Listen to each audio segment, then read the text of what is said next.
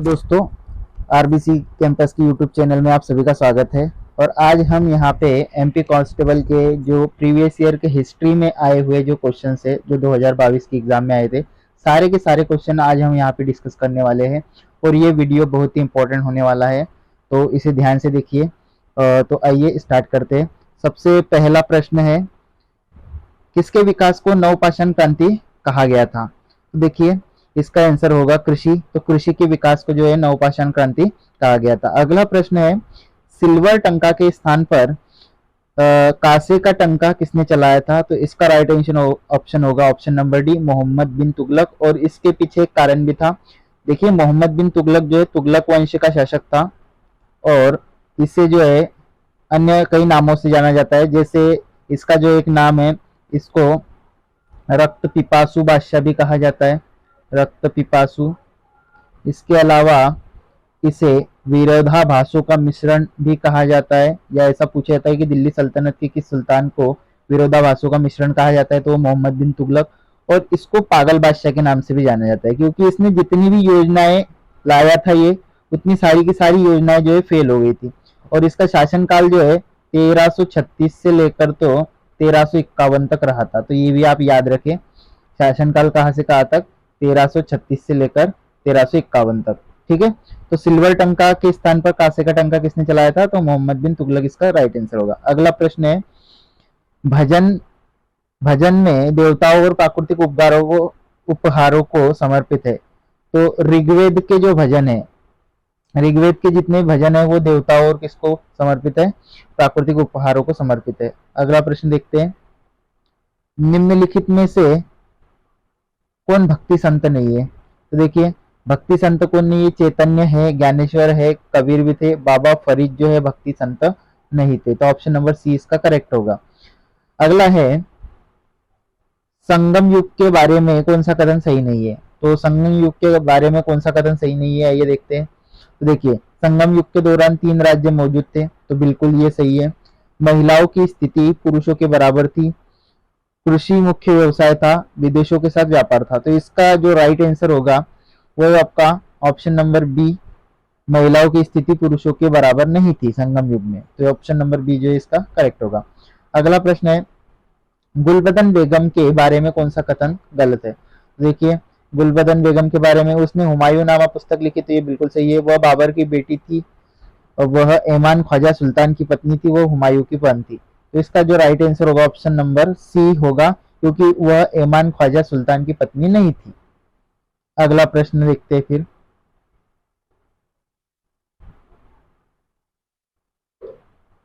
इधर से देखते हैं,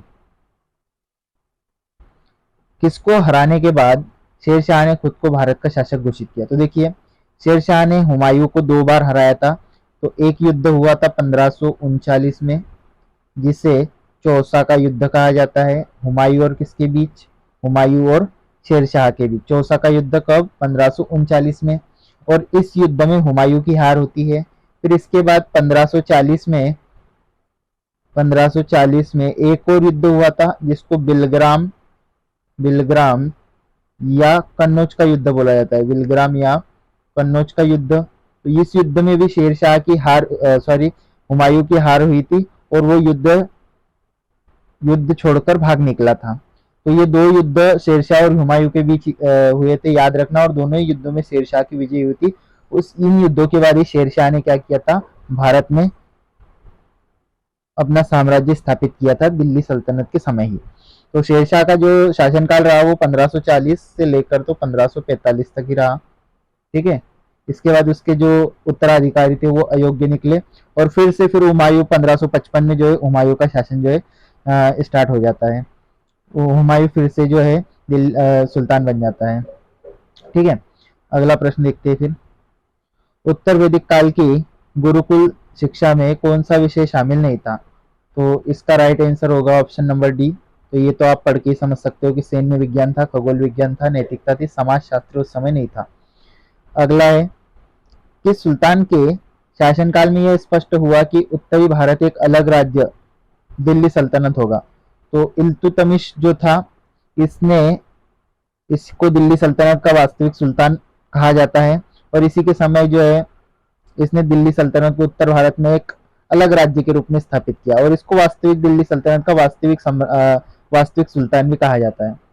ठीक है, अगले प्रश्न देखेंगे।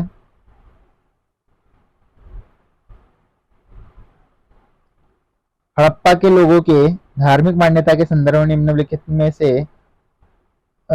संदर्भ मान्यता के संदर्भ में कौन सा कथन गलत कथन का चयन कीजिए। ठीक है, अगला देखिए। वह देवी माँ की पूजा करते थे, ये बिल्कुल सही है। उन्होंने शिव पशुपति की पूजा की, ये भी सही है। उन्होंने विष्णु की पूजा की, वे पेड़ और जानवरों की पूजा करते थे। तो विष्णु का कहीं उल्लेख नहीं मिलता है आपको हड़प्पा सभ्यता में, इसके लिए इसका जो राइट आंसर हो जाएगा ऑप्शन नंबर सी हो जाएगा। ठीक है, अगला देखिए फिर।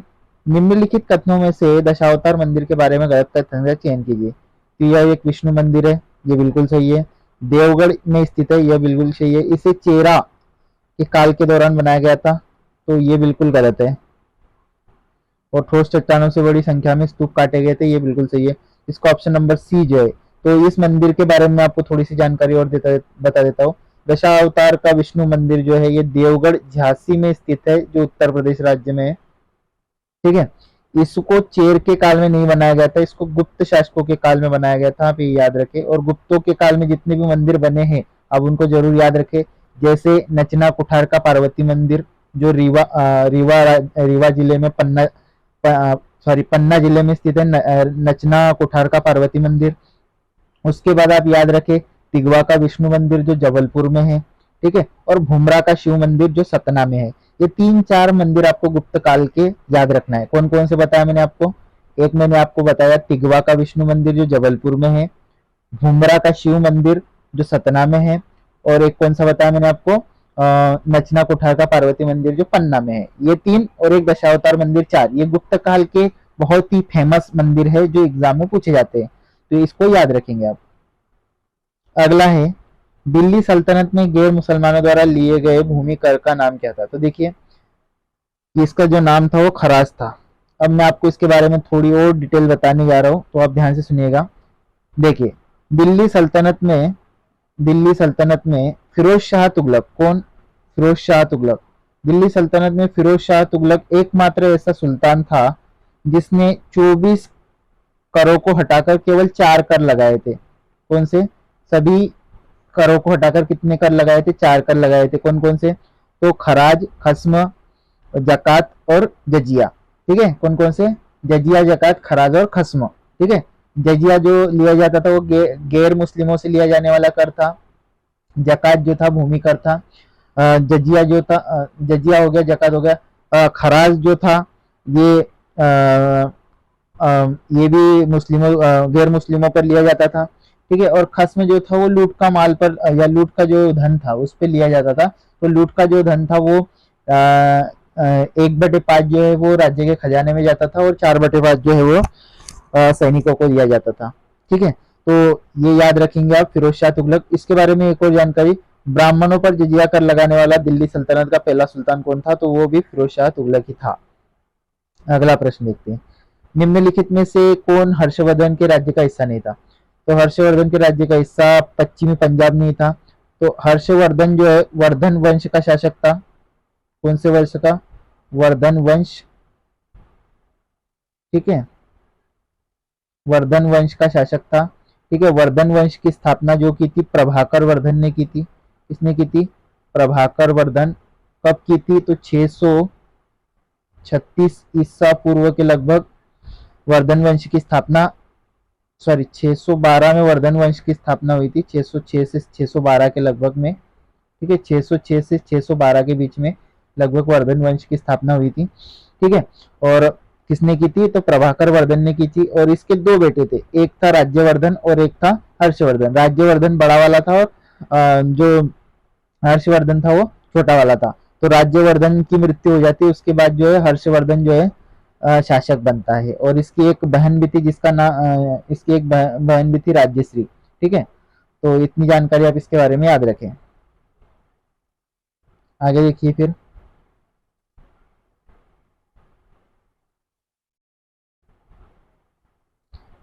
धर्मरात रथ पल्लव काल की मुख्य स्थापत्य विशेषताओं में से मुख्य स्थापत्य विशेषताओं में कौन सा शामिल नहीं है? तो धर्मरात रथ के बारे में पूछा गया यहाँ पे। धर्मरात रथ एक अखंड संरचना है। इसका आकार वर्गाकार है लेकिन मीनार पिरामिड नुमा है। टावर में 5 स्तर और शिखरों के शीर्ष पर एक बड़ा स्तूप है। रथ को भव्य मूर्तियों से सजाया गया है। इसका ऑप्शन नंबर सी जो है आपका सही आंसर हो जाएगा। तो धर्मरात रथ मंदिर, आपने इसका नाम बहुत सुना होगा और इसके बारे में आपको थोड़ा सा और बता देता हूँ। धर्मरात मंदिर, या इसको बोला जाता है राज राजेश्वर मंदिर। कौन सा मंदिर? राज राजेश्वर मंदिर। ये तमिलनाडु में स्थित है। कहाँ पे स्थित है? तमिलनाडु में स्थित है। और ये सूर्य देवता को समर्पित है। शायद इस पे 7 घोड़ों द्वारा रथ पर सवार सूर्य देवता को इसमें विराजमान दिखाया गया है इस मंदिर में। तो ये आप याद रखें, तमिलनाडु राज्य में स्थित है ये। और ये पल्लव कालीन स्थापत्य कला का प्रमुख उदाहरण है ये। ठीक है, आगे देखते हैं। प्रतिहार किस परिवार के थे? तो प्रतिहार जो थे अग्नि परिवार के थे। डायरेक्टली याद रखें आप इसको। प्रतिहार वंश के शासक किस परिवार के थे? अग्नि परिवार के। अगला है बौद्ध धर्म के बारे में गलत कथन चुने। तो बौद्ध धर्म के बारे में क्या क्या है यहाँ पे देख लेते हैं।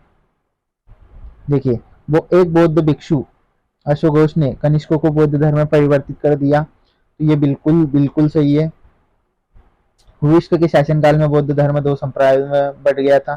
ये गलत है, क्योंकि कनिष्क के शासनकाल में ही बौद्ध धर्म 2 संप्रदायों में बट गया था, हीनयान और महायान। ठीक है, बुद्ध की मृत्यु कुशीनगर में हुई थी, ये सही है। स्तूप बुद्ध के नश्वर अवशेषों से संबंधित है, ये भी सही है, क्योंकि बौद्ध धर्म में जितने भी स्तूप बने हैं वो किसी न किसी शासक के अवशेषों पर या किसी महापुरुष के अवशेषों पर ही बनाए गए हैं। अवशेष मतलब मृत्यु के बाद जो उसकी जो अस्थियां वगैरह है उस पर। कलिंगपट कलिंगपट्ट परानी कलिंगट्ट परानी के संबंध में कौन सा कथन सही है? यह जय कंदार की 12वीं सदी की कविता और युद्ध गीत है।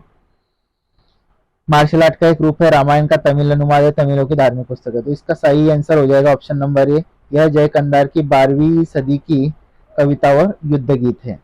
ठीक है, अगला प्रश्न देखते हैं फिर।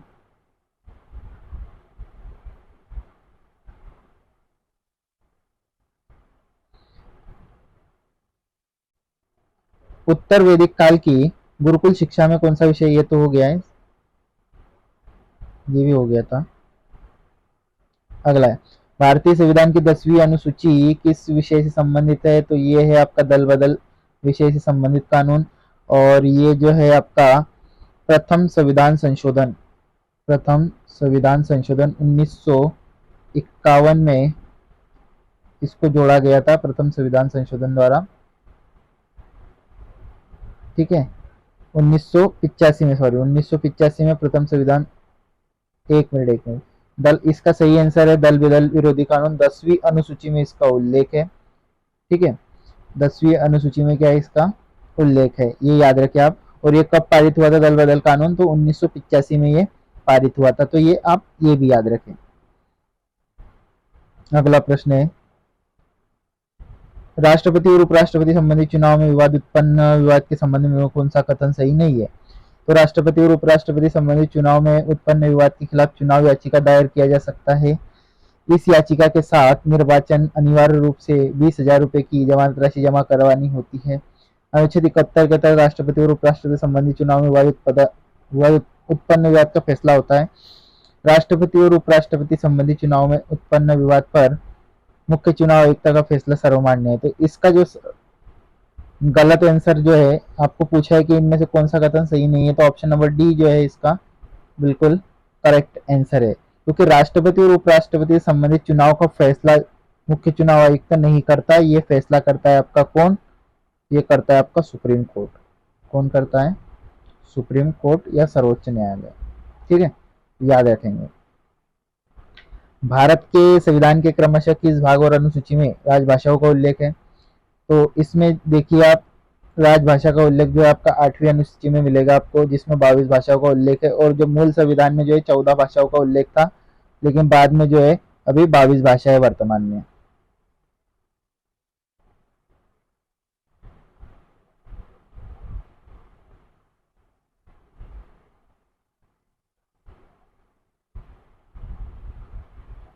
अगला देखिए,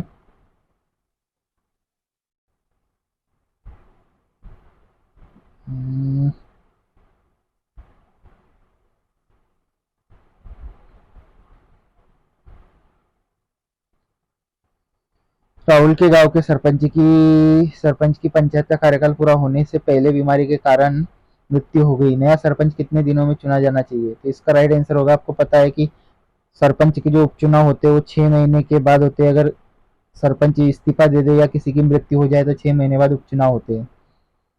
पहली बार तो अतिरिक्त चुनाव आयुक्त की नियुक्ति कब की गई थी?